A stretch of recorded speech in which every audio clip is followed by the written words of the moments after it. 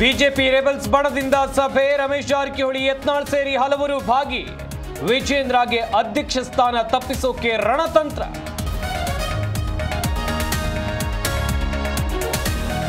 November ಕ್ರಾಂತಿ ಇಲ್ಲ, only ಶಾಂತಿ. ಸಚಿವ ಸಂಪುಟ ಪುನರ್ರಚನೆ ಗೊತ್ತಿಲ್ಲ. ಶಾಸಕ ಪಿಎಂ ನರೇಂದ್ರ ಸ್ವಾಮಿ ಹೇಳಿಕೆ.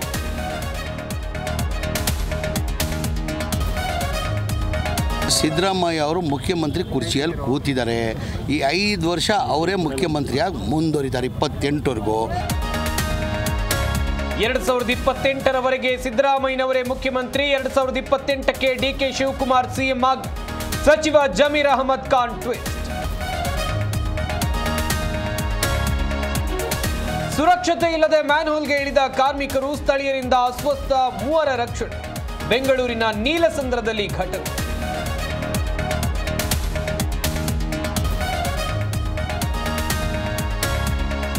ನವೆಂಬರ್ 1ರಂದು ಕರಾಳ ದಿನಾಚರಣೆ ಹಿನ್ನೆಲೆ ಶಿವಸೇನೆ ಮುಖಂಡರಿಗೆ ಬೆಳಗಾವಿ ಪ್ರವೇಶ ನಿಷೇಧ. ಡಿಸಿ ಮೊಹಮ್ಮದ್ ರೋಷನ್ ಆದೇಶ.